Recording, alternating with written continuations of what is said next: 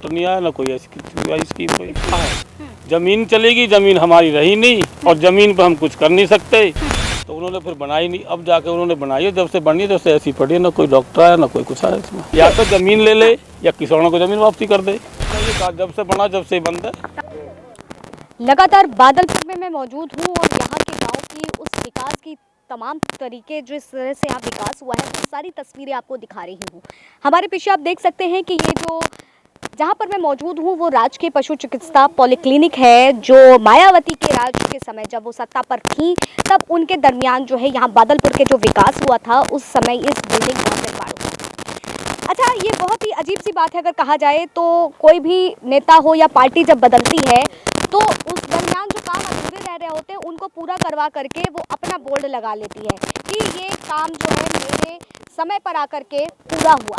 लेकिन अगर बादलपुर की बात की जाए तो यहाँ पर ये बिल्डिंग तो खड़ी हो गई, लेकिन आज संपूर्ण रूप से एक ढांचा की प्रतिमा के बतौर देखी जा रही है, क्योंकि इसकी सबसे बड़ी वजह है क्योंकि पशुओं के लिए तो यहाँ अस्पताल तो खुल गया, लेकिन यहाँ पर आज भी जो है गेट में आप देख सकते हैं कि वो संपूर्ण रूप से बंद है। यहाँ पर एक भी पशु का इलाज नहीं होता है, यहाँ पर कोई भी पशु की दवाइयों की नहीं मिलती हैं, और ये संपूर्ण रूप से जो है जब से ये बना है, इस बिल्डिंग का निर्माण हुआ है, तब से ये आज संपूर्ण रूप से बंद है।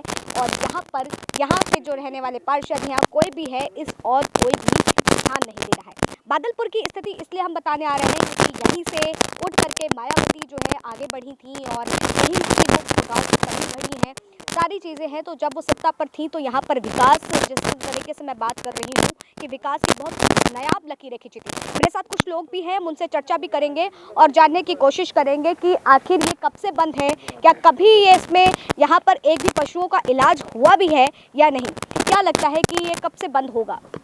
बंद तो ये कहा जब से बना जब से बंद है, तब से ही बंद है।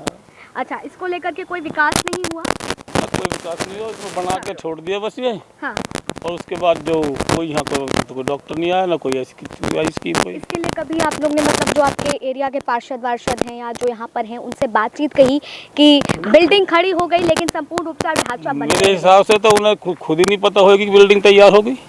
उन्हें खुद भी नहीं पता होगी कि बिल्डिंग तैयार होगी, क्योंकि बसपा पीरियड की बिल्डिंग थी, पास हुई थी, बनी अब थी, क्योंकि मायावती जिस चीज़ को पास करती थी उसका अलॉटमेंट करके पैसा जमा करा देती थी। तो आप देख सकते हैं स्थिति क्या कुछ है कि अलॉट हो जाती है, चीज़ें बन जाती हैं, लेकिन उस पर काम जो है शुरू नहीं होता है। मैंने पता होगी इसकी तो यहाँ बिल्डिंग बन गई, क्योंकि बिल्डिंग बनाना इनकी मजबूरी थी कि ऑर्डर मायावती कार्यकाल में इसका एक बार का और बढ़ाने का तो पैसा पास होगा, तो उन्होंने फिर बनाई नहीं। अब जाके उन्होंने बनाई है, जब से बनी जब से ऐसी पड़ी है, ना कोई डॉक्टर आया ना कोई कुछ आया इसमें।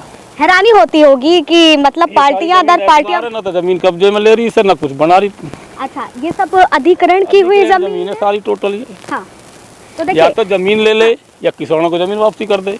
ना तो जमीन ले रही है खुद और ना वापस कर रही है। न किसान बना सकता, न किसान कुछ कर सकता, किसान उस बीच में लटका के खड़ा कर दिया, न तो इधर का न उधर का। बिल्कुल, अगर रोजगार की बात की जाए संपूर्ण रूप से कि बोला जाता है कि बेरोजगारी की दरें लगातार बढ़ रही हैं, लेकिन यहाँ पर रोजगार कितना उत्पन्न हो सकता है इस और भी कोई भी सरकार जो है सुध नहीं ले रही है। अगर विकास आप लोगों को करना ही है तो विकास को उस बेहतर उस लकीर पर लेके जाइए कि नायाब वो तस्वीरें दिखाई दें कि वाकई असल में विकास हो रहा है, ना कि केवल इसलिए उन सारी चीज़ों को छोड़ा जाए कि उस समय की बनी हुई बिल्डिंग है, इस पर मैं कुछ नहीं कर सकता हूँ, जब ये मैं पार्टी पर आऊँगा तो बनवाऊँगा या वापस सत्ता को वो संभालें तो बनाएं। तो ये जो राजनेताओं की जो तमाम तरीके की राजनीति है, लेकिन इसका खामियाजा किस तरीके से जनता को झेलना पड़ता है वो साफ तौर पर समझ में आ रहा है, क्योंकि विकास विकास विकास ये चारों तरफ से हम नाम सुनते हैं कि हम गरीबी हटाएंगे, विकास को लेकर के आएंगे, विकास कराएंगे, लेकिन जब विकास की लकीरें खींची हैं तो इस ढांचे में आज कोई एक डॉक्टर क्यों नहीं बैठता है,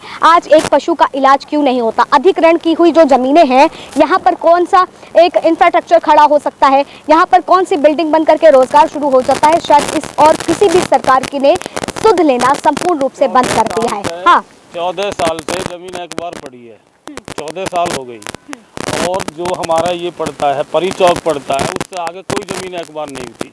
वहाँ जाके देखो कितना अच्छा हो गया। हमारे यहाँ 14 साल पहले जमीन ले ली, ना इसमें कुछ बना रहे, ना कितना कहीं जमीन जबरदस्ती ले रहे हैं कि एक बार निकले जेवर में जमीन दे दो, ये कर देंगे। तो जमीन पहली पड़ी है उसे ही कर लो, कम से कम इसमें कुछ विकास होएगा। तो गांव का आदमी कोई दूध बेचेगा, कोई परचून की दुकान खोलेगा, कोई किराया करेगा, कम से कम खुद का लालन पोषण होएगा उसका। अब क्या है, जमीन चलेगी, जमीन हमारी रही नहीं और जमीन पर हम कुछ कर नहीं सकते और बच्चे कैसे पालें।